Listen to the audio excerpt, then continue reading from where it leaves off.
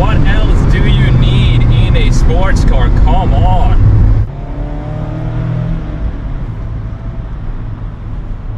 I love that we have the open top. I mean, look at this. Look where we are. Every single time I get the chance to review a Mazda MX-5, it doesn't matter if the NA, NB, NC, or ND, in this case, the 2025 Grand Touring, I'm always very, very excited because to me, there just isn't a better sports car than the Mazda MX-5. It doesn't get better than this. We have 181 horsepower, which doesn't sound like a lot, but then keep in mind that this doesn't weigh a lot either. It actually shrunk compared to the NC generation, which is unheard of in car design, in modern cars. Cars always grow and get bigger. However, Mazda decided to bring it back with the ND, make it smaller than the NC, more nimble, and it doesn't weigh a lot. So 181 horsepower is just fantastic. I do not feel like I want more power. I'm gonna talk about that when we take this for a drive, just how fun and exciting this is to drive the 2025 MX-5. This is not the hard top. This is the, of course, soft top. As you can see, we do have the new face for the 2024 model year, I do believe. Also, new taillights. We're gonna have a look at the front end, the side, the rear, of course, the interior, and then the big thing in this video is gonna be just taking this for a drive later on in the video. As a viewer of this channel, you get the best current deals and rebates on brand new wheels, tires, parts, and accessories for your vehicle at TireRack.com. Click the link in the description to learn more, and thanks for supporting the channel. The 2025 Mazda MX-5 Miata in this aero gray metallic is powered by a 2-liter 4-cylinder Skyactiv engine, putting out 181 horsepower and 151 pound-feet of torque. It's connected, of course, to a 6-speed manual transmission. Power goes to the rear wheels. 0-60 takes about 5.5 seconds. Fuel economy, fantastic. 21 city, 34 highway. The price for this is $36,000. Now, starting with the front end design and what is new with the facelift for 2024, I do believe it came out in 2024. First of all, we do have brand new headlight designs here. You can see if I turn the lights on, you're going to see that we do have new daytime run lights. It used to sit in the lower section of the front end, but now it sits inside of the headlight unit itself. I don't know if you can see it because it's so bright outside, but we do have this brand new LED right here inside of the headlight instead of having it right here.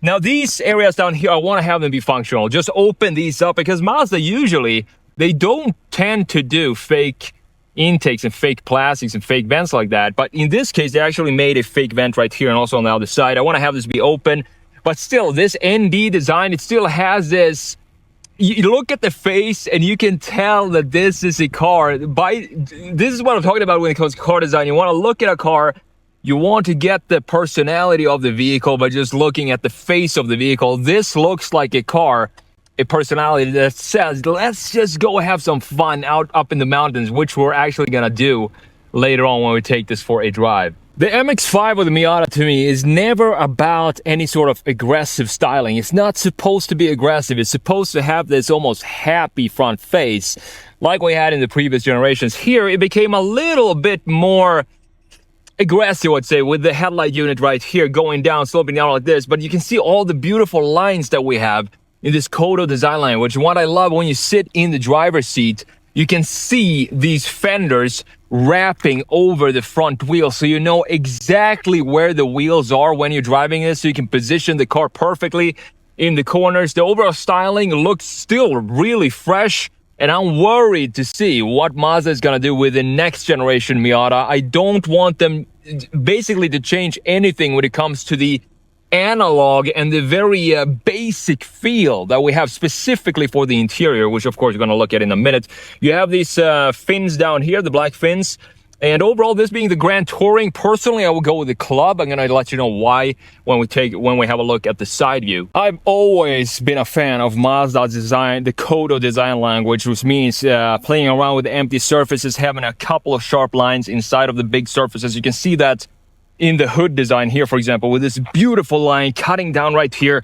This is a line that's definitely someone sketched out with the hand because it has this organic, dynamic human touch to it that's lacking in a lot of cars today. Now, coming around to the proportions and the side view of the MX-5, you can see just how small this vehicle is. I feel like I can just grab it in the back here and just lift the entire car up because it's such a tiny package. But the thing is, me being 6'1", 6'2", I still fit perfectly fine inside of this, meaning that this is a great engineering when it comes to having the passengers in mind, and even tall drivers like myself can actually fit pretty decently in here.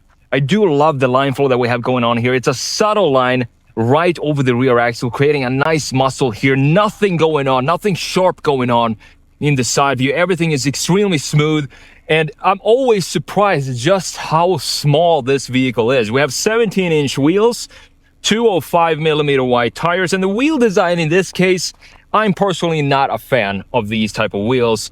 Again, I would go with a club for the MX-5 if I had the choice. Now, the reason why I personally go with the club spec for the MX-5, first of all, it's $2,000 less than the top of the line, which is this one, the Grand Touring. But the thing is, what I would do is buy the club and then add this $4,900 package that gives you the Brembo brakes, the BBS forged wheels, and you also get a lot of some small carbon fiber pieces. You have the rear lip on the trunk as well. It just makes it look like I want my Miata to look like. Even though the wheels are black, it's totally fine when you have it in soul red. That is my perfect spec for the Miata still, even though it came out in 2016. Now, looking at the wheel design here, what I don't like about these wheels is that we don't have an outline of silver going around the edge. If we had that, it would make for a much more beautiful looking wheels. I don't like that we have just simple, single spokes being silver and the rest of the wheel being black. It just doesn't look like a nice wheel to me, but I guess that is all a matter of taste. Now, coming around to the rear view, and this is, I have to say, this is my favorite view of the MX-5 because of the plantedness we have here. Look at the muscles right here, how beautifully sculpted this area is over the rear axle, planting the car properly. I would want to have some spacers on there to just push the wheel out a little bit further. And we have new taillights with the facelift, having this 3D effect now, looking very beautiful. And this also has, of course, full LED. The indicator here is LED, beautiful LED going around it. And also the brake light in this area looks beautiful, how it sits inside of this chamfer right here. Absolutely stunning design. Again, I think this design would hold up for another 5 years and still look very modern, because we have updated the key graphics since 2016, meaning the headlight and the taillight units to full LEDs. Now, looking at the MX-5 from a straight rear view like you're doing right now, here you can see just how beautifully planted this is. And thankfully, Mazda has not, even with the new models for 2025 and 2026 moving forward, they still have this human touch in their designs that a lot of other car manufacturers are moving away from and becoming more static, more industrial design. Mazda still has this beautiful human element to the lines. You can see the big chamfer that we have going on right here, looking beautiful, going into the top chamfer that houses the Mazda logo right there. All the way down low, we have some nice lines here as well. And this is actually looks to be the reverse light down here, or maybe this is an indicator light. I'm not entirely sure. I think this is a reverse light down there. And you have the dual exhaust pipes on one side. In this case, usually, I want to have it be symmetrical, but this being a Japanese sports car, it suits it to have the exhaust pipes on the opposite side of where the driver sits in the interior. Now, looking at the small details of the taillight design, this is a beautiful looking taillight. I like how it sits inside and has a nice dedicated chamfer to it inside of the bumper. It feels like it's just pushed into the body of the car itself. Beautifully done, and of course full LED like we talked about. And this is a refresh for 2024 with the front end facelift. They also facelifted the rear end here. Looking at the outline design here, it looks exactly like the interior vent design. We're gonna have a look at that in a minute when we check out the interior. Opening up the trunk back here, you can see just how small the opening is, and that looks very cool. It has this clear sports car proportions to it, very short in the back, a long hood with the greenhouse sitting very far back. You still have plenty of storage in here though. Personally, I mean, being just myself, I would never need more storage space or luggage space than what we have in here. If we're two people going on a longer weekend road trip, maybe it's a little bit too small, but for me personally, I would not have any problems with this storage space at all. Now, the way you open and close the top is very, very simple. You don't have it be automatic like you have in the RF models, for example, but all you need to do is just press this handle here, grab it with one hand and pull it all the way forward, close it with that latch, and boom, you have yourself a covered top. If you want to do the opposite, all you got to do the opposite way, obviously. Just fold it back down, boom, and click it back into place, and that is how easy you fold up and down the roof. Takes about 5 seconds each, no problems at all. Now we're going to talk about this interior because this is one of my favorite interiors of 2025 because it's so simplistic, so minimalistic, and just beautifully laid out. And I don't want Mazda to change this interior for the next generation Miata, but we're gonna have to wait and see what that looks like.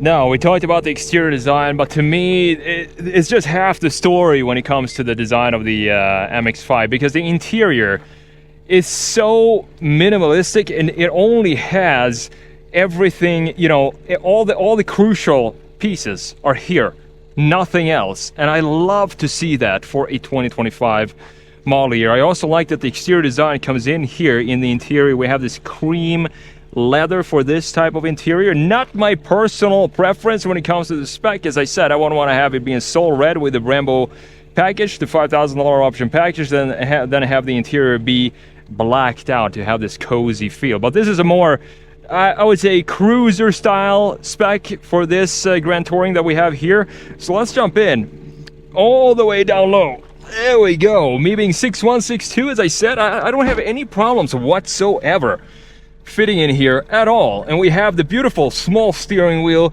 We have one single climate zone in here, because look at this interior. Do you need two when this is all the space that you have? No, you don't. You only need one, and that is what we get here. You can see that this is what I'm talking about. The taillight design, it looks very similar to this design that we have right here for the events. You have the hazards right here. We can turn those off.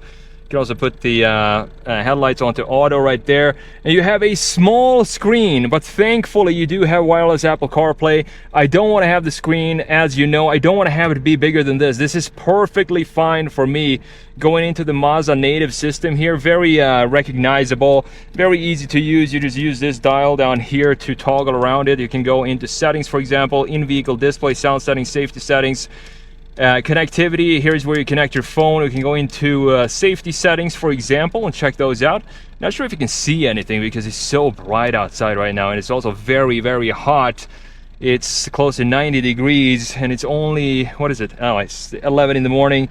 This is a perfect system for me. Don't want to see anything else. Don't want to see this be changed up. We have a nice housing for the gauge cluster as well, with the big, beautiful tachometer in the middle. Sports car. This, you want to have the tachometer in the middle big like this, because that is the most important thing when you're driving a sports car like this. You don't care about the speed, and you don't need to care about the speed in a Miata, because you can rev it third gear, just floor it. You look down at the speed and you're going 50. That is what makes this such a fun car to drive. You don't need to worry about speeding or anything like that when you're in an MX-5. You have this screen on the left side being completely digital, which is totally fine. You can't really switch up the customize it too much, but that is, again, you don't need to customize it. You have all the information you need here. Sounds really good as well. Just revving it like that. Oh, I just want to take this for a drive. But let's continue and finish up this interior section so we can finally go and take this for a drive. You have the start button right here, climate settings. Look at these big, beautiful dials. How fantastic is this? You have the fan speed, simple, the AC temperature right here, and where you want the air to blow out from. So very easy to figure this out while you're driving. You don't need to look down to figure out what it is you're doing. And of course, we have heated seats for the Grand Touring, something I definitely do not need right now. 2 USBs right here. You don't have a wireless charging pad though, and this is a pretty interesting slot to have your phone because it's not leveled. It has this upswing to it, so your phone is not going to sit, you know, planted or flat in this panel. It's actually gonna have some wobbliness to it. Totally fine. I love that this gear shifter is vibrating. This gives me old 90s manual feel. Look at the vibration here. Love to see it, and it's fantastic to roll through the gears here as well. Putting it into reverse, 6-speed of course, into reverse, it's gonna pop up the reverse camera. You can see right there, and they actually updated the resolution for this. It wasn't the best, and now you can see that it doesn't take up the entire screen. That is something that I would like to see, to have it be widescreen so you can get an even more fisheye view here, but that's just a small detail. I don't really care, because the thing is, you have this Miata, and look at the back. I mean, you can clearly just put your arms like this and just look back where you're reversing. You don't really need a reverse camera in this, but it is mandatory now. You have to have it in every single new vehicle from 2016. You have a proper e-brake right here. Listen to this old school noise. That's what I want to see. And you have controls here for the of course the infotainment screen to go back home. You have the home button right there, for example, and the volume knob here as well. Just a beautiful, beautiful interior. The smallest armrest compartment right there, but you do have more storage in this area. We can pop this open. This is actually where the glove box is, because you don't have a proper glove box underneath that area. And as I said, this is how you pop up the roof. Just pop this handle, grab the handle back here, fold it over, and then you just click this in right there, and you are, you know, covered. And I'm gonna keep it down, because how often do I get to review convertibles? We need to have this down. I mean, it's a beautiful day, so why not? Now look at the steering wheel here. Beautiful looking steering wheel, pretty old school steering wheel. I don't mind that one bit. Mazda logo in the middle, and you have the indicator stalk right here on the left side, and the washer on as we expect right there. Now I got showered myself, but that's totally fine. I actually felt pretty good. The cup holders in here, you can see that these are removable. You can remove these. You can put them right here, for example, for the passenger, so it's not in the way when we take this for a drive and shift later on. And that is the interior. There's really not a lot to talk about for this interior, and that is a good thing. We don't need all the luxuries and features that we have in every single new car today. This is so stripped down. I love to see it. And this is one of these cars, I said this in the beginning of the video, that you can clearly get a personal connection with. You feel like you have a personal connection to the vehicle itself. Like it's your buddy that you take out for the, you know, to just walk the dog, so to speak. But you drive the car, the Mazda, because it feels like it needs to take it for a drive every now and then, just to have some fun with it. So that's exactly what we're gonna do right now. We talked about the exterior design, the interior design, so now let's do what this is all about, and let's take this for a drive. All right guys, finally it's time to take this MX-5 Grand Touring for a drive, and it is extremely fun to just throw around like this here on the in the Red Rocks parking lot with the traction control off. Now you only have, as I said, 181 horsepower, and the thing is, I never felt, having this for a couple of days now, that I need more power. It's just such a light vehicle that it handles the weight perfectly with just 181 horsepower from a 2-liter 4-cylinder engine. And that is one of the key ingredients with a Miata, is just the lightness that you have, that you don't need a lot of power to make it fun, and how the gearbox is set up as well. It's set up so that you can roll through the gears, and you know, up to third, and you're still just doing 50. That is what makes this such a special vehicle. And me being 6'1", 6'2", you can see that I have plenty of space in here. I'm not complaining one bit that I feel like I need more space. And my head, I do believe, hopefully sits below the top of the windshield here, so I don't have a lot of wind either. Everything is just perfect. For a sports car in 2025, this one, I mean the Miata, you just cannot beat it. It's such a great vehicle overall. First gear, second gear, we are doing 25 miles per hour. I love it. I said this in my previous review of the MX-5 when we had the RF last year, I do believe, that I think this type of vehicle, this Miata, is more fun like for daily driving than a Lamborghini Huracan, for example. Because the Huracan, if you floor it in first gear, you're gonna be up at, I don't know, 80, maybe not 80, but at least 60 miles per hour or something like that in first gear before you can have fun and shift it through the gearbox. You know, you're gonna be breaking the law very, very quickly. Here, as we talked about, you can go up to third and you still have plenty of fun runway left when it comes to speed. And that is what I love about how this Miata is actually set up compared to, you know, supercars that has about 500-600 horsepower. 181 from a 2-liter inline 4, perfectly fine. So let's slow down here and give the cars in front of us some distance so we can have some fun with the gears here. It's a Sunday today, so people are out, of course, enjoying this beautiful weather that we have in Colorado. And I love that we have the open top. I mean, look at this. Look where we are. It's such a different feeling driving a convertible compared to driving any, you know, hardtop vehicle at all. So let's floor it here. Let's go. Let's have some fun.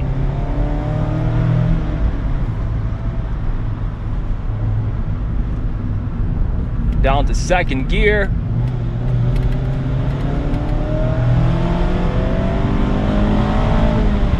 And we're only doing 50, but it feels like we're doing 90 because of the size of this vehicle. The package just makes it such an enjoyable drive. And this just goes to show that this EV horsepower race that we have right now, it doesn't matter if you have 1200 horsepower. At some point, it's not going to affect how much fun a vehicle is to drive. And this Miata is just proof of that.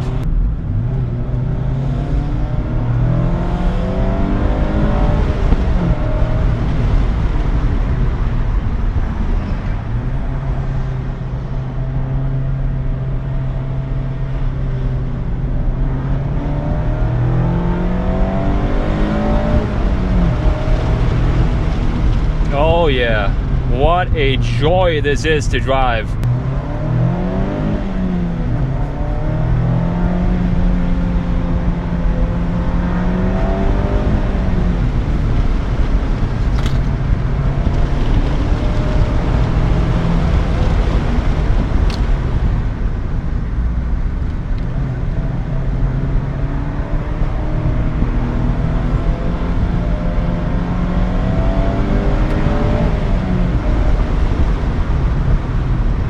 I mean, what else? What else do you need in a sports car? Come on.